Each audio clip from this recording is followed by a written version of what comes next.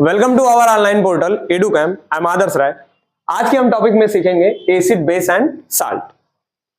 सबसे पहले इस टॉपिक को समझने के लिए हमें समझना पड़ता है concept of acid and base. इनमें सबसे पहला कंसेप्ट सीखना पड़ता है आर्हीनियस कंसेप्ट।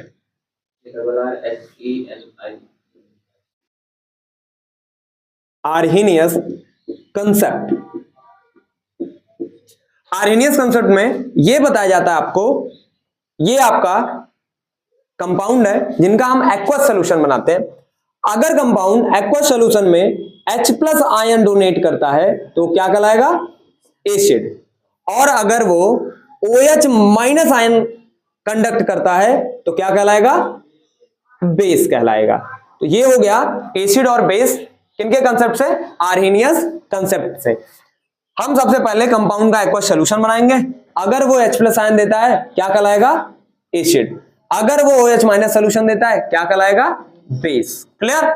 दूसरे कंसेप्ट आते हैं ब्रोस्टेड-लोरी।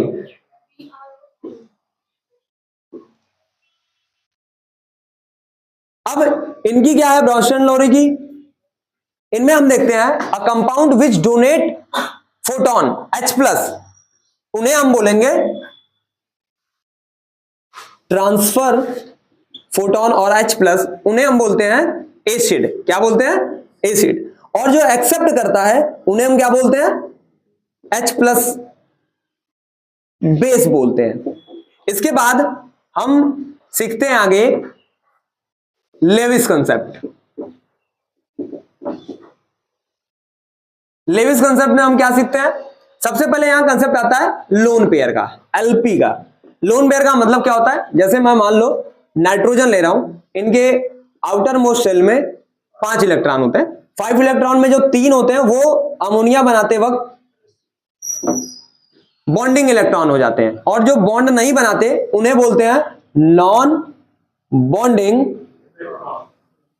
Electron pair. और यही नॉन बॉन्डिंग इलेक्ट्रॉन पेयर क्या कहलाता है? LP, that is lone pair.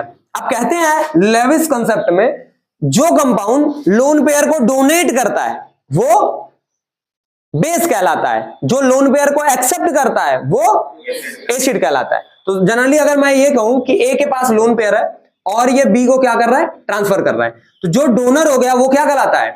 Base कहलाता है। और जो एक्सेप्टर है वो क्या कहलाता है? एसिड कहलाता है। शाबाश। ऐसी केस में ये बनाते हैं AB करके बना लेंगे, कोई दिक्कत किसी को नहीं। अब यहां पे देखो कंसेप्ट वाइज हम क्या समझ रहे हैं कि जो आर्हीनियस कंसेप्ट होता है वो किसी भी कंपाउंड का एक्वस सॉल्यूशन, अगर ये H+ देता है तो एसिड, OH- देता है तो बेस। ब्रोस्टेड-लोरी के हिसाब से समझेंगे ट्रांसफर ऑफ फोटोन। H+ अगर ट्रांसफर करता है तो क्या कहलाएगा? एसिड। अगर एक्सेप्ट किया तो बेस। और जो लेविस कंसेप्ट आता है वो किसके बिहाफ पे होता है? लोन पेयर के। किसके बिहाफ पे? Lone pair. जो लोन पेयर डोनर होता है क्या कहलाता है? बेस। और जो लोन पेयर एक्सेप्टर है क्या कहलाता है? एसिड। क्लियर? पक्का? अब दूसरा हम आइडेंटिफिकेशन करते हैं टेस्ट के हिसाब से। किसके हिसाब से? टेस्ट के हिसाब से। एसिड कैसा होता है? Sure in test. और जो आपका बेस होता है वो कैसा होता है? Bitter in test.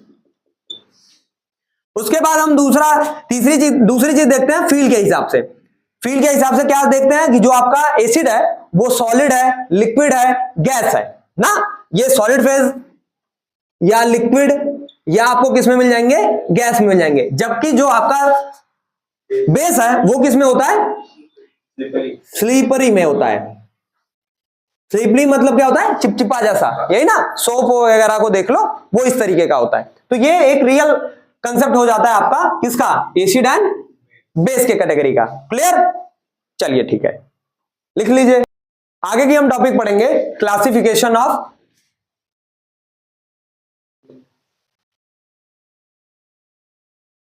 Acid on the basis of their source। चलो भाई, classification of acid on the basis of their source. इनमें सोर्स जो पढ़ना है उनमें सबसे पहला आपको पढ़ना पड़ता है ऑर्गेनिक एसिड। क्या पढ़ना पड़ता है? Organic acid. What is organic acid? The acid which are obtain from plant and animal. आई बात समझ में? तो जो एसिड है वो प्लांट और एनिमल से बनती है, तो जनरली उन्हें क्या कहते हैं? Organic acid. और जो दूसरा आपको पढ़ने को मिलता है वो मिलता है मिनरल्स एसिड। मिनरल एसिड का क्या मतलब होता है? Acid which prepared from minerals. Minerals कहां पाए जाते हैं? Presence core of the earth. आई बात समझ में? तो ये क्या है? मिनरल्स के कैटेगरी में आते हैं। अब एग्जांपल इनका देख लो भाई। HNO3, H2SO4, HCl। HNO3 को कौन सा एसिड बोलते हैं? Nitric acid. कौन सा एसिड? Nitric acid. उसके बाद H2SO4 को क्या बोलते हो? Sulphuric acid. Sulphuric Fu acid. उसके बाद आपको ये कौन सा है?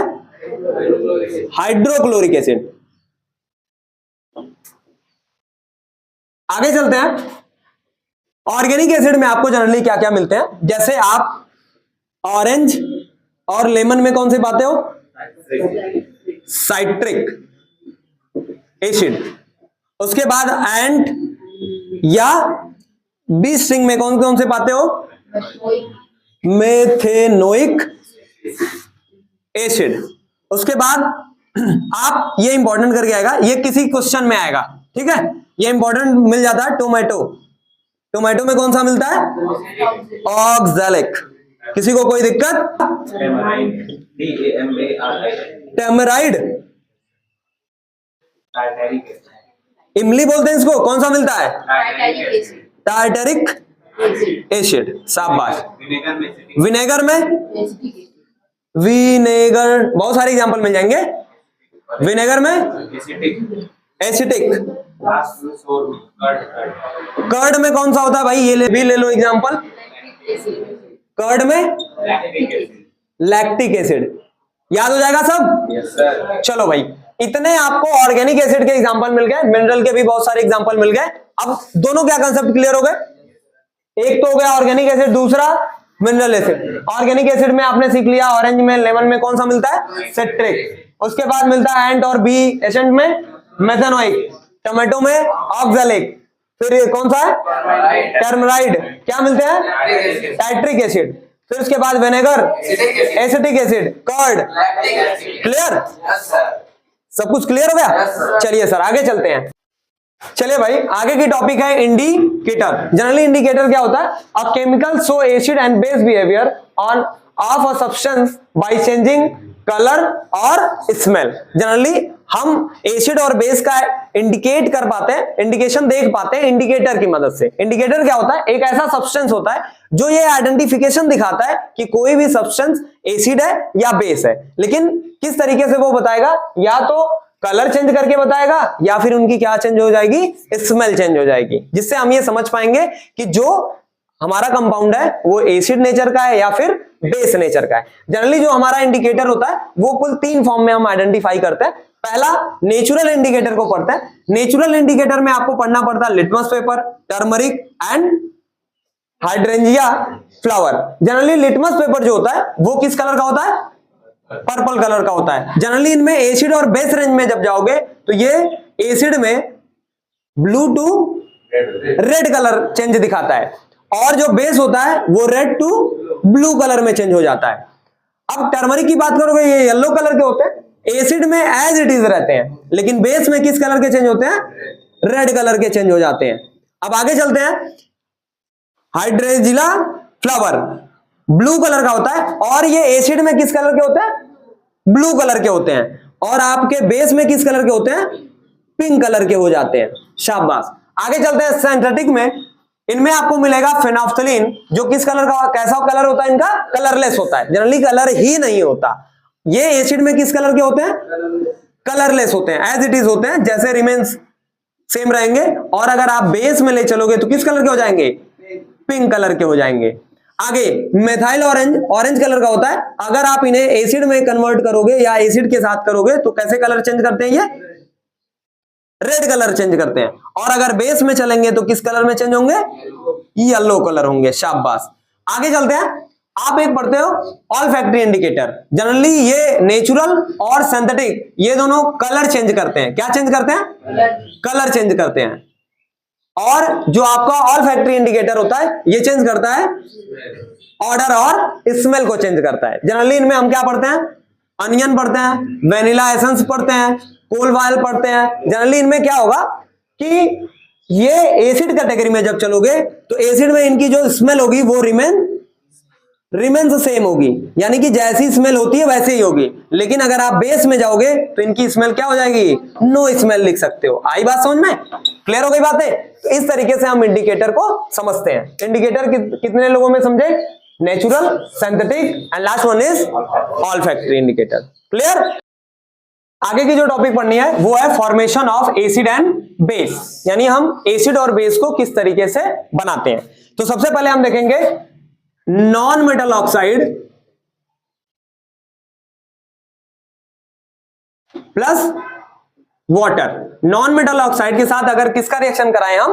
वाटर का रिएक्शन कराएं तो जनरली क्या बनता है? एसिड बनता है। शाबाश। क्या बनता है? एसिड। एग्जांपल है SO3। अगर हम रिएक्शन करें किसके साथ? H2O के साथ, तो ये कौन सी एसिड बनाएगा? H2SO4। अगर हम ले SO2 और साथ में रिएक्शन कराएं H2O का, जनरली ये क्या बनेगा? H2SO3। शाबाश। आगे दूसरा, इससे हमने क्या बनाया? एसिड बनाया। फॉर्मेशन ऑफ एसिड आ रहा है कि नहीं? किससे आ रहा है? Non metal oxide plus water के साथ आ रहा है। आगे हम सीखेंगे metal plus water. Metal plus water ये जनरली क्या बनाएगा? अल्कली और बेस। अब जनरली इनमें थोड़ा सा डिफरेंस होता है अल्कली और बेस में। अभी मैं आपको सिखा देता हूं, बता देता हूं। एग्जांपल जरा इनका देखते हैं। Zn plus H2O। शाबाश। Zn प्लस H2O का रिएक्शन आपने फर्स्ट चैप्टर में पढ़ा था, जहां डिस्प्लेसमेंट रिएक्शन हो रही थी। वहां पे आप क्या लिखोगे? ZnO और प्लस H2। जनरली जो ZnO है वो क्या है? अल्कली कैटेगरी में आता है, बेसिक इन नेचर होता है। जनरली अल्कली होती क्या है? A base which are dissolve in water, that is alkali. ऐसा समझो, वेन डायग्राम के थ्रू आपको समझाया जाता है कि ये सभी के सभी क्या है? बेस है, और इनमें कुछ पार्टिकल जो है वो किसके हैं? अल्कली। मतलब अल्कली बेस है, लेकिन सारे बेस अल्कली नहीं होते। आई बात समझ में? ये चीज समझना। किसी को दिक्कत कोई? No sir. अब तीसरा चलते हैं आगे की तरफ। आगे जो है वो रिएक्शन आपको क्या मिलेगा? Few metal oxide react with water. Metal oxide water के साथ रिएक्शन करते हैं और क्या बनाते हैं? बेस बनाते हैं। तो कुछ करेंगे, few metal oxide react with water, और ये चेंज होंगे किसमें? बेस में चेंज होंगे और अल्कली में। अब एग्जांपल इनका कौन सा मिल जाएगा? Na2O plus H2O। ये रिएक्शन आ रहा है सबको? Na2O whenever react with H2O, ये चेंज किसमें होता है? NaOH। किसमें चेंज होगा? NaOH। और साथ में फोर्थ वाला तो बिल्कुल आसान है। फोर्थ वाला तो बिल्कुल आसान है, इनको मिटा देते हैं भाई। फोर्थ वाला बिल्कुल आसान है। फोर्थ वाला कहते हैं hydrogen whenever react with halogen. तो हाइड्रोजन, और ये रिएक्ट करना है किसके साथ? हैलोजन। हाइड्रोजन और हैलोजन मिला के क्या बनाते हैं भाई? एसिड। और जरा देख लेते हैं, H2 whenever react with Cl2, ये क्या बनाएगा? HCl। HCl एसिड का क्या नाम है? Hydrochloric acid. क्या नाम है? शाबाश। ये हो गया फोर्थ। फिफ्थ वाला आपको मिलेगा अमोनिया। क्या? अमोनिया। अमोनिया, अमोनिया का आता है आपको फार्मूला? NH3। और साथ में किसका रिएक्शन? वाटर का रिएक्शन। जनरली क्या बनाएगा? शाबाश। Ammonium hydroxide. अमोनियम हाइड्रोक्साइड कैसा है? बेस है या एसिड है? बेस है। शाबाश। तो इस तरीके से हम देखते हैं formation of acid and base. कुल 5 तरीके मैंने आपको बता दिया। नॉन मेटल ऑक्साइड वाटर के साथ रिएक्ट करेगा तो क्या बनाएगा? एसिड। उसके बाद मेटल अगर वाटर के साथ रिएक्ट करता है क्या बनाता है? अल्कलाई और बेस। फ्यू मेटल ऑक्साइड, कुछ मेटल ऑक्साइड भी रिएक्ट करते हैं वाटर के साथ और क्या बनाते हैं? बेस बनाते हैं। हाइड्रोजन और हैलोजन ये दोनों जब आपस में रिएक्ट करते हैं तो क्या बनाते हैं? एसिड बनाते हैं। अमोनिया अगर रिएक्ट होती है वाटर के साथ तो अमोनियम हाइड्रोक्साइड बनाती है। जनरली इनका बेस नेचर होता है, तो ये भी फॉर्मेशन ऑफ बेस में पढ़ सकते हो। क्लियर? शाबाश, आगे चलते हैं। अगली टॉपिक आपकी आएगी chemical property of acid and base. ठीक है, तो केमिकल प्रॉपर्टी में क्या सीखेंगे हम लोग कि ये किस तरीके का रिएक्शन प्रोसीड करते हैं। सबसे पहले हम एसिड का सीख लेते हैं भाई, कोई दिक्कत? एसिड में सबसे पहले हम सीखेंगे बड़ा आसान सा कि whenever acid react with metal, अगर हम मेटल के साथ एसिड का क्या कराएं? रिएक्शन कराएं, तो क्या बनता है भाई? हाइड्रोजन गैस, साथ में बनेगा आपका साल्ट वगैरह। तो देखो क्या है, एसिड का मतलब हम ले लेते हैं एक एसिड दैट इज HCl और इनका रिएक्शन हम करा रहे हैं किसके साथ? मेटल के साथ, दैट इज Zn। क्या बनाएगा गुरु? ZnCl2 and H2। बैलेंस करना चाहोगे तो यहां बैलेंस कर दोगे दो से, किसी को कोई दिक्कत? ये बात आप ध्यान रखना कि कभी भी एसिड किसके साथ रिएक्शन करता है? हमेशा कौन सी गैस इन्वॉल्व करता है? H2 गैस इन्वॉल्व करता है। क्लियर? आगे दूसरा, जब आप रिएक्शन चलोगे, दूसरे रिएक्शन में आप क्या करोगे? Acid react with metal oxide, किसके साथ? मेटल ऑक्साइड के साथ। अब मेटल ऑक्साइड के साथ रिएक्शन करोगे तो एसिड में आपने HCl लिया है, मेटल ऑक्साइड मतलब ZnO, किसका रिएक्शन करा रहे हो? ZnO। बनता क्या है? Salt plus water. किसी को कोई दिक्कत? अब देखो अगर HCl ZnO के साथ रिएक्शन करेगा, O को एक पल के लिए हटा दो तो जनरली आप Zn से रिएक्शन कराओगे। आप Zn से सीधे सीधे रिएक्शन करा लो ना, क्या करोगे? ZnCl2 और साथ में क्या निकल रहा था? H2। अब ये जो O यहां हटाए थे, यही O यहां पे लाके रखोगे तो ये O कहां चला जाता है? H2 के पास और बना लेता है आपका वाटर। ये याद करने के लिए मैं बता रहा हूं कि HCl रिएक्ट करेगा ZnO के साथ तो ये बनाएगा ZnCl2 और साथ में H2O। एक कॉमन सी बात है यहां समझना है। ये देखो क्या न्यूट्रलाइजेशन रिएक्शन को दिखा रहा है कि एसिड साल्ट और वाटर बना रहा है, मतलब ये जो बेसिक ऑक्साइड होती है वो कैसी नेचर की होती है? Basic in metallic oxide. हाँ, मेटेलिक ऑक्साइड जो होती है वो कैसी होती है? बेसिक इन नेचर होती है। याद रहेगा भाई? चलिए ठीक है, आगे रिएक्शन आपकी तीसरी रिएक्शन आएगी, वो आएगी acid react with metal carbonate. Metal carbonate, metal carbonate के साथ अगर ये रिएक्शन करते हैं फिर भी वही काम आता है। क्या? अगर कहीं आपको कार्बोनेट मिल जाए तो सबसे पहले एक गैस वहां से बाहर निकाल दिया करो, नाम है उनका CO2, that is carbon dioxide. अब कार्बन डाइऑक्साइड अगर करोगे रिएक्शन के थ्रू, आओ समझाता हूं आपको। अगर आपने एसिड ले लिया HCl और उसके साथ आपने लिया हुआ है मेटल कार्बोनेट का, मेटल कार्बोनेट में ले लिया Na2CO3। अब मेटल कार्बोनेट का जनरली करोगे क्या? यहां से अगर आपने CO2 को निकाल दिया, CO2 को अगर निकाल दिया तो जनरली यहां पे बचेगा क्या? अगर मैं Zn वर्ड इस्तेमाल कर लूं, ऊपर वाला रिएक्शन प्रोसीड करा लूंगा Zn, तो यहां पे बचेगा ZnO और ZnO का रिएक्शन आपने पूरा किया हुआ है तो यहां पे आएगा ZnCl2 और साथ में मिल जाएगा आपका वाटर। क्या होता है कि कभी भी जब भी एसिड मेटल कार्बोनेट के साथ रिएक्शन करती है तो कार्बन डाइऑक्साइड और वाटर देती है, साथ में क्या मिलता है आपको? साल्ट मिलता है। क्लियर हो गया बा? आगे एक और इसी से मिलता जुलता रिएक्शन आपको मिलता है कि जब भी एसिड जो है वो रिएक्ट करती है मेटल बाइकार्बोनेट या हाइड्रोजन कार्बोनेट। आई बात समझ में? तो मैं लिख देता हूं hydrogen carbonate, hydrogen carbonate. Generally आपको reaction same as it is मिलती है। रिएक्शन देख लो इनके, HCl अगर इनका रिएक्शन आप किसके साथ कर रहे हो? NaHCO3। ये देखो मेटल हो गया, ये हाइड्रोजन और ये कार्बोनेट, तो क्या बोलते हैं इसको? Metal hydrogen carbonate. Sodium bicarbonate या सोडियम हाइड्रोजन कार्बोनेट इनका नाम होता है। अब जनरली इनका रिएक्शन आप कराओगे तो मैंने आपको बताया था कहीं भी आपको कार्बोनेट मिले तो क्या करोगे? CO2। उसके बाद ये दोनों रिएक्शन करेंगे, बनाएंगे NaCl और साथ में वाटर H2O। किसी को कोई दिक्कत, कोई परेशानी नहीं? एज इट इज चल रहा है ना, समझाने कोई जरूरत नहीं है। अब यहां पे आता है कि जो CO2 है उसे हम कैसे जानेंगे? तो इनका एक होता है इफरवरेंस, मतलब क्या होता है कि ये गैस के रूप में बाहर निकलते हैं। ठीक है, तो CO2 यहां से ऊपर की साइड ये सिंबल लगा दीजिएगा, बाहर की तरफ निकल रहे हैं। अच्छा, आपको चैप्टर फर्स्ट में बताया गया था ये CO2 का टेस्ट कैसे करते हैं? कैसे टेस्ट करते थे? लाइम वाटर टेस्ट, आई बात समझ में? इनको लाइम वाटर के थ्रू, लाइम वाटर रहती थी, उससे गैस को पास करते थे। कौन सी गैस को? CO2 को। अब जब CO2 पास होती थी उसका कलर कैसा हो जाता था?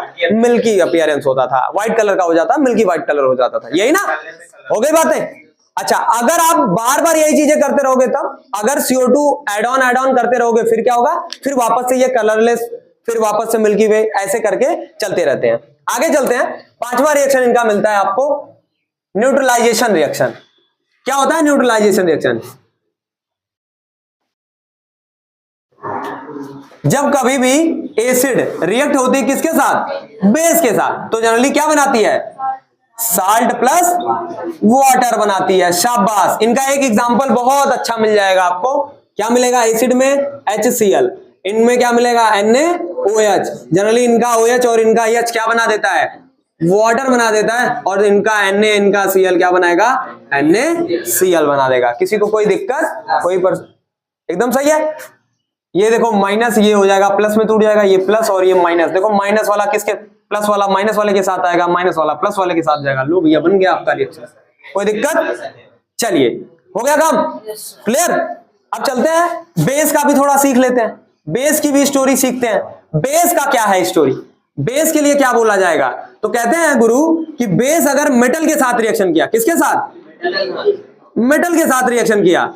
मेटल के साथ अगर बेस रिएक्शन करे, तो कोई एक बेस का नाम बताओ जो Zn के साथ रिएक्शन करे।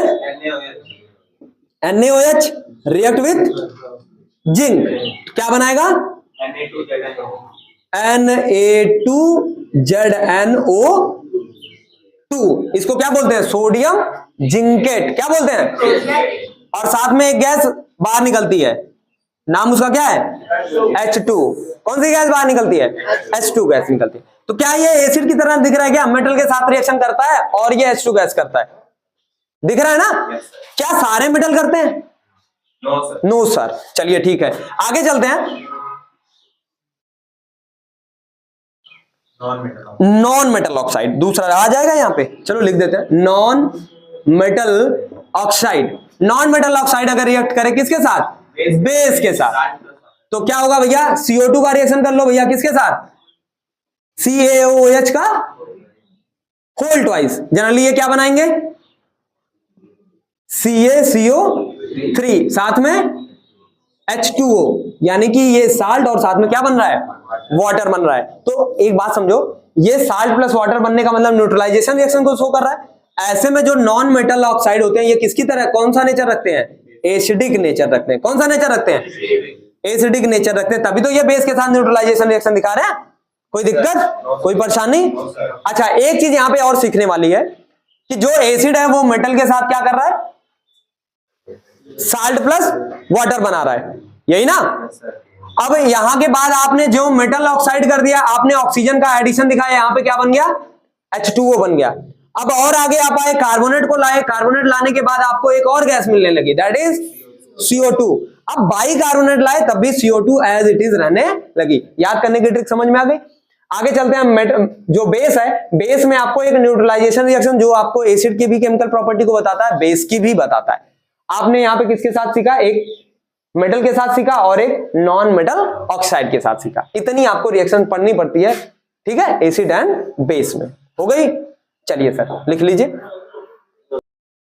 अगली टॉपिक आपको मिलेगी पढ़ने के लिए, एसिड बेस इन वाटर, यानी वाटर में एसिड बेस किस तरीके के होते हैं। जनरली हम एसिड बेस को जब वाटर में ऐड करते हैं तो वो आयनाइज्ड हो जाते हैं और अपने रिस्पेक्टिव आयन में क्या हो जाते हैं? टूट जाते हैं। आई बात समझ में? तो हम सबसे पहले एसिड के लिए पढ़ेंगे। तो एसिड में जनरली क्या होता है? आयनाइजेशन।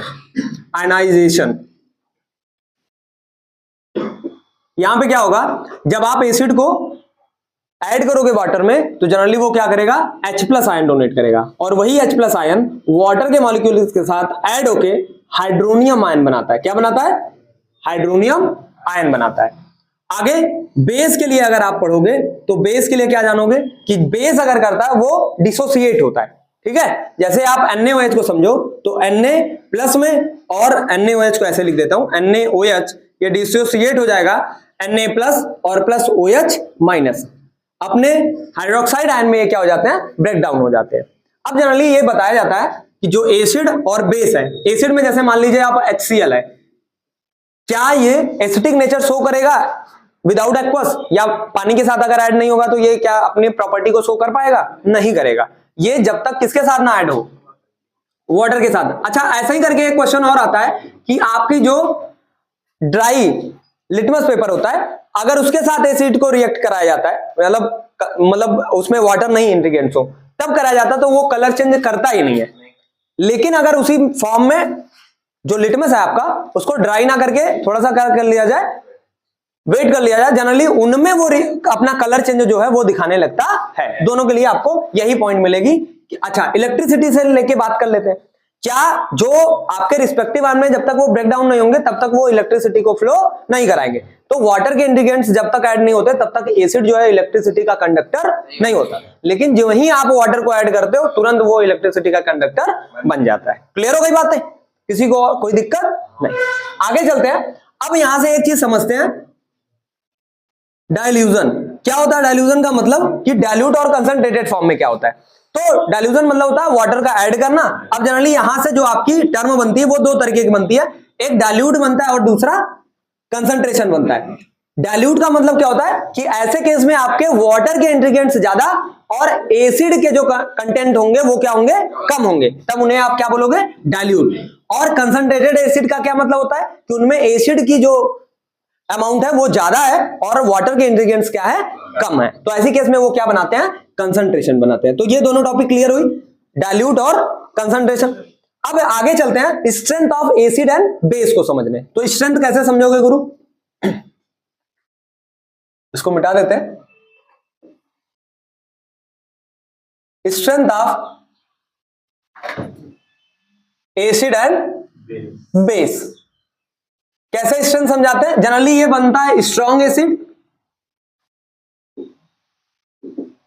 और वीक एसिड में, और दूसरा आता है वो क्या आता है? Strong base and weak base में। अब कैसे हम स्ट्रॉन्ग और वीक को आइडेंटिफाई करेंगे? तो जनरली जब हम एक्वस सोल्यूशन इनका बना रहे थे तो ये एक्सेस अमाउंट में अगर H+ देता है, ह्यूज अमाउंट में देता है, तब वो क्या बनता है? Strong acid. अगर यही पार्शियल आयनाइजेशन हो, कंप्लीट आयनाइजेशन ना हो, पार्शियल हो, तो ऐसी केस में जो H+ आयन मिलेगा वो आपको क्या मिलेगा? लेस अमाउंट में मिलेगा। ऐसी केस में वो एसिड कैसे कहलाती है?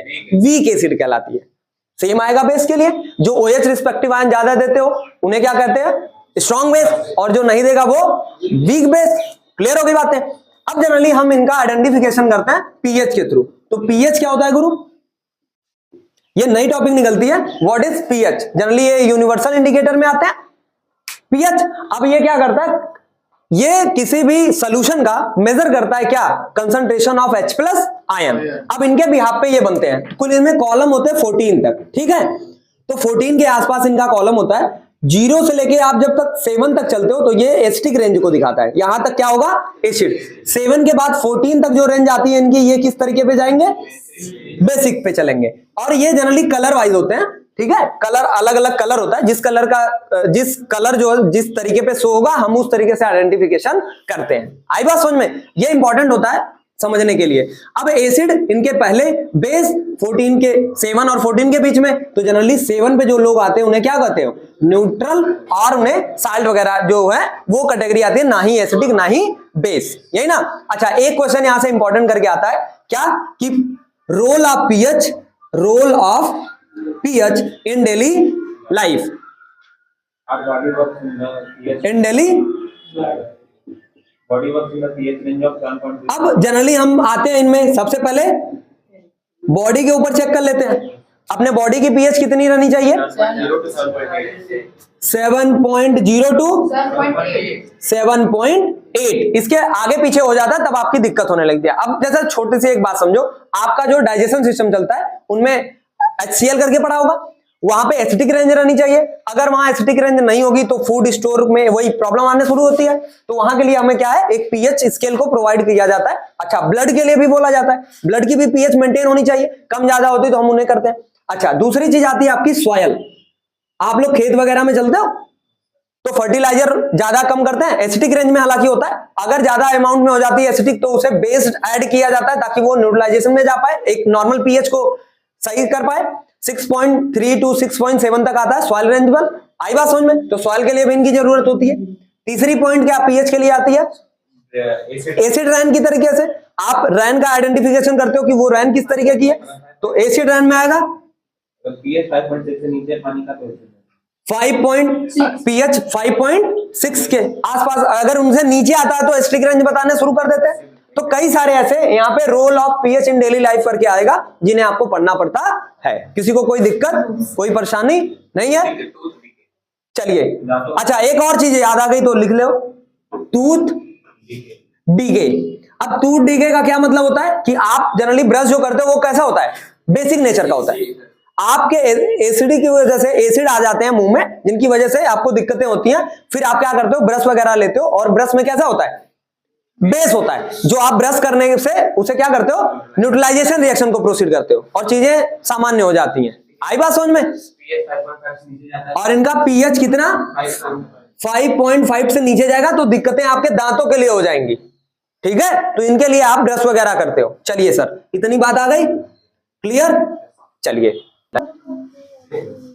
चलिए आगे की टॉपिक आपकी बचती है साल्ट। जनरली साल्ट क्या होता है? साल्ट हमने एक चीज सीखा है न्यूट्रलाइजेशन रिएक्शन में, whenever acid react with base then formation of salt, यहीं से होता है आपका फॉर्मेशन ऑफ साल्ट। कभी भी एसिड रिएक्ट करती है अगर किसके साथ? बेस के साथ, तो वहां से क्या बनता है? साल्ट।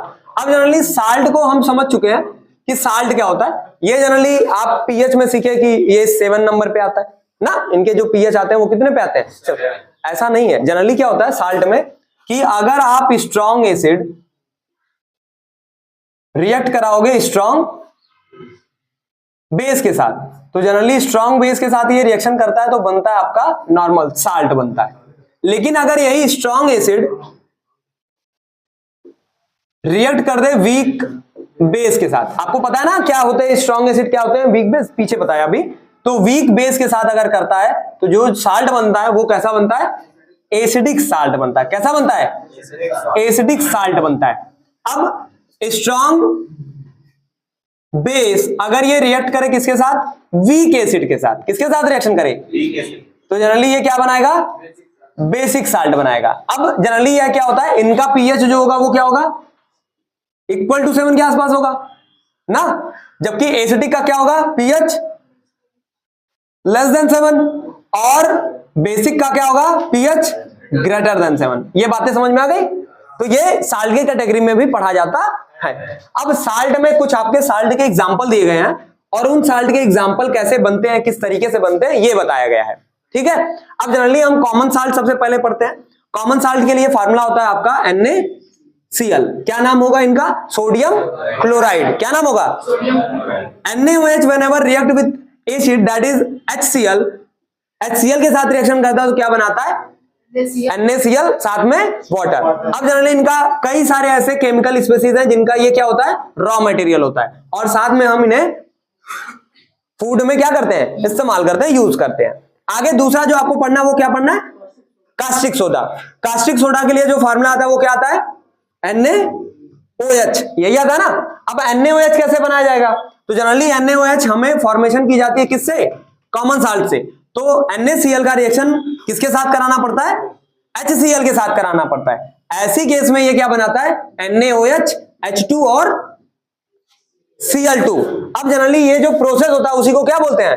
क्लोर alkali process. अब जनरली क्लोर एल्कली प्रोसेस होता कैसे है? यहां पे आप कंटेनर जैसा लेते हो, दो आप क्या लगाते हो? इलेक्ट्रोड लगाते हो, यहां पे थोड़ा सा गैप लगा के रखते हो। ठीक है, एक तरफ कौन सी गैस जाती है?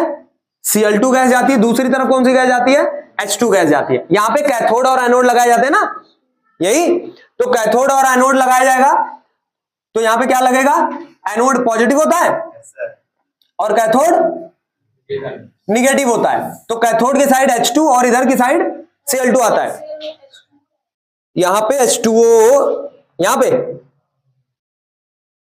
H2O रहेगा। ठीक है, अब H2O जनरली इनका क्या लेते हैं हम? NaCl और H2O, यही ब्राइन वाटर बोलते हैं इनको। इन्हीं को हम इलेक्ट्रोलाइट के साथ प्रोसेस किया जाता है। तो यहाँ पे जनरली Cl2 गैस और क्या निकलती है, कैथोड पे Cl2, एनोड पे। हाँ। अब ऐसी कंडीशन के बात आती है कि इनका यूज कहां कहां करते हैं। तो इनका यूज कहां आता है, डिटर्जेंट एंड सोप में। आगे है पेपर मेकिंग या पेपर फैक्ट्री में भी लिख सकते हो। आगे आप क्या लिखोगे, ब्लीच मैन्युफैक्चर में। आगे आप पढ़ोगे, आगे क्या है, किसमें यूज करते हो आप, बॉक्साइट जो होता है ये एक ओर होता है, ठीक है, मिनरल वगैरह में होता है। और बॉक्साइट से हम लोग कौन सी मेटल को एक्सटेंस करते हैं, एल्यूमिनियम को करते हैं। तो एल्यूमिनियम को एक्सटेंस करने के लिए हमें किसकी जरूरत पड़ती है, कास्टिक सोडा की पड़ती है। आगे देखो वॉशिंग सोडा आता है। वॉशिंग के नाम से ही आ गया होगा आपका कि Na2CO3, इनका नाम क्या है generally, Na2CO3 that is sodium carbonate. Whenever sodium carbonate react with 10 mole of H2O। देखो एक होता है कि आप पानी में घोल दो और एक है केमिकल रिएक्शन हो जाए H2O के साथ, इसको बोलते हैं वाटर ऑफ क्रिस्टलाइजेशन।